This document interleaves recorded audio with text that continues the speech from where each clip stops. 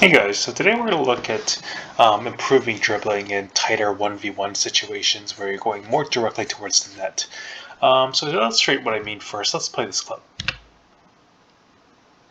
Okay, so see as Messi approaches this defender, he comes up, there's a feint there, touches it to the side, and you see this defender, he's still on him, and he's in the box, there isn't too much space to go, so he does an inside cut following, based on this defender's body position goes.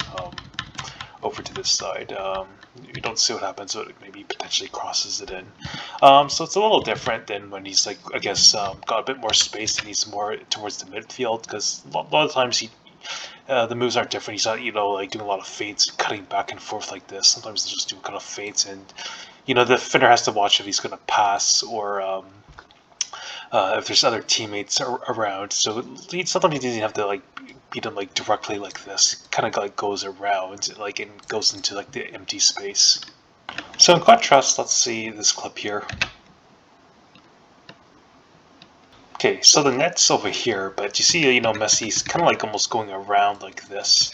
And he's almost going backwards, which is good since he's doing the midfield. He's opening the space up here, but the defender's still on him, so he's not going directly at the net. And then you see this defender here, he just avoids him. So it's just about attacking the empty space, especially when you got a lot of it in the midfield.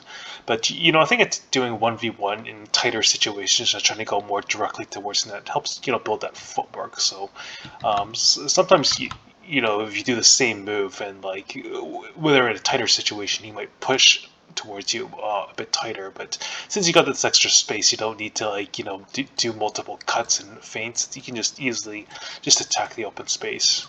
So here's me just trying to dribble against my partner, trying to defend against in between these two white lines, and being a lot more direct and trying to go past rather than going to the empty space.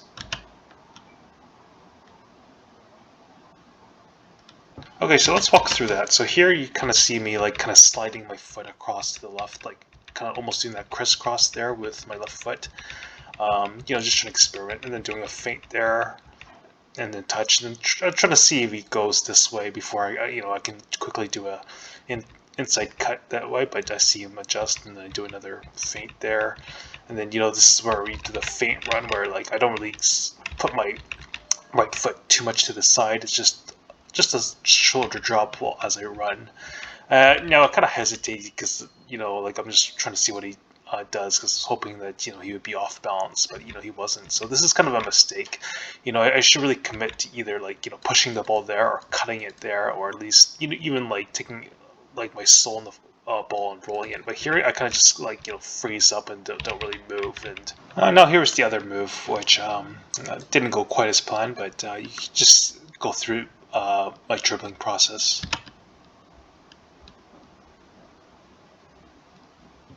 So as I come here, I take a touch, and then, just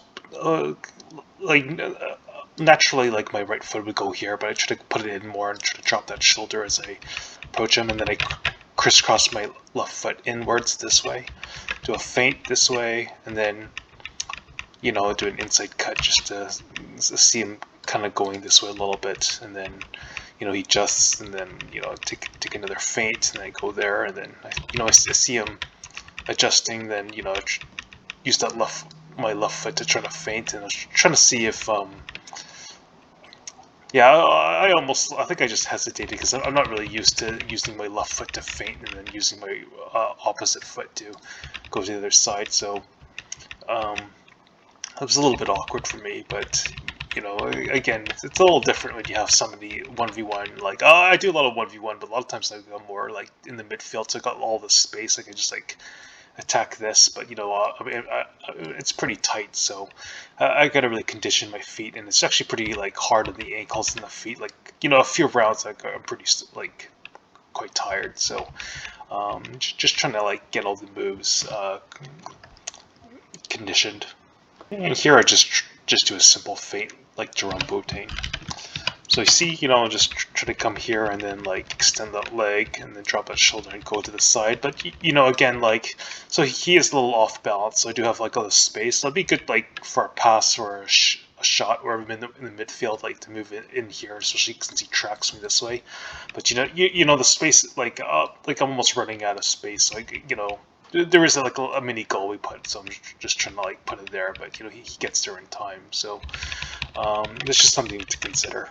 And here is the next move. So as I approach him, do a slight feint and just I want to see if he comes this way before maybe doing an inside cut that way. But he doesn't really fall for it too much or too early. So I do a slight inside cut just to see if he'll go this way, but he doesn't, and then I do another feint that way.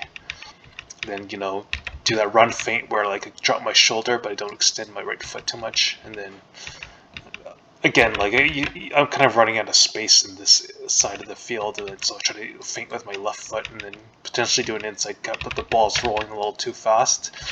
So the ball gets kind of like tangled in my feet, and then like I get too close to him, and then he tackles it. So at this point, I really need to like, later in the video, I'm going to go into like these sharper inside cuts. So there's a couple variations. So I think with the ball rolling that fast, what I can do is, we'll see, but like, kind of like, put my like right foot to like shield the ball and then like kind of flick it behind. So it's also shielding, but I can move at the same time, and they can see how he's out of position. So I can continue to maybe do an inside cut this way if I have enough space and time and he's off balance, or I can feint again and go down this line.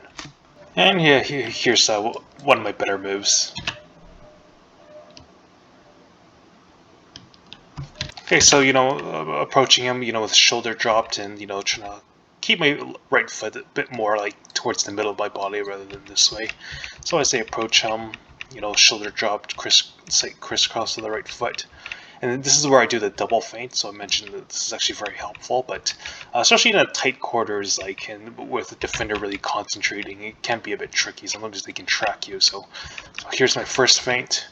I touch the ball, and here's my second feint, and I go this way. Now I see the defender like kind of already starting to anticipate it, but there's enough flare here, so I bring my left foot in there just for like just to prepare to like do an inside cut, since I'm kind of going a little fast, and it's a slight feint of the left foot with the left shoulder there, and then using my right foot to kind of plant and then do an inside cut to the other side. So I'm a little lucky here. So you see, like he's just like half an inch from touching the ball. So like with this kind of move, like I could potentially rather than plant my left foot here, just like almost like leap with my right foot, and then like doing sharper inside cut this way, since like the prior double feint move had enough flare where he was unbalanced enough where like a sharp inside cut here would probably beat him a lot more cleanly.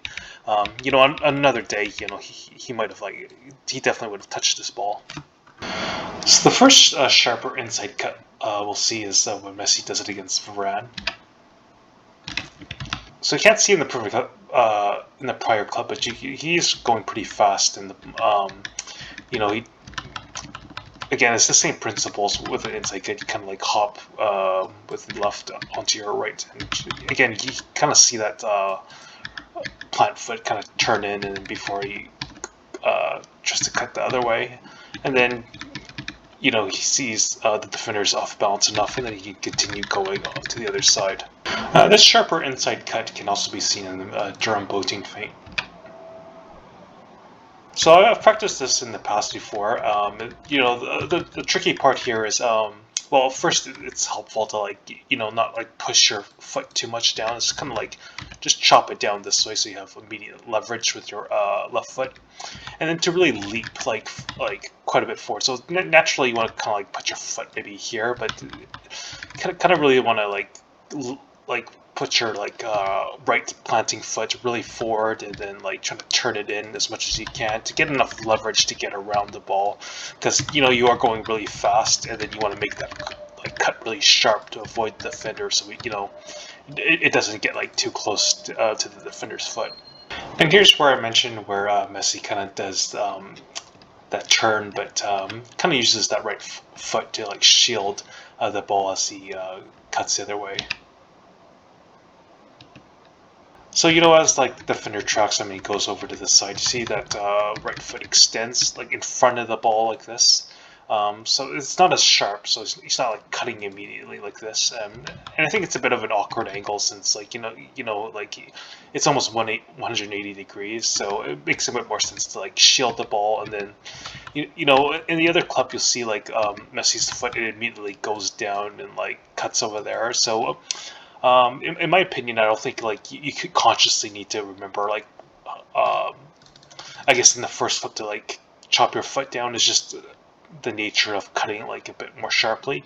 But here you see it's just more of a flick. So if you've seen the Busquets flick, it's kind of one of my earlier videos, but like a lot of times he does a slow roll on this. The flick, this flicking motion is the same, where you kind of like turn your like you see your like that toe and comes up like this, and then like as you fall down. So like during the motion as you fall down, you flick it and then like bring your foot down like this before deciding what to do. So. So the ball is protected enough where the defender can't get close enough to poke it. And then at this point you can see if there's enough space. So I think Messi, does he get fouled? I don't know. But, there's enough space you can attack it here. If not, maybe you could potentially just protect the ball or like maybe do another feint and go over to the other side.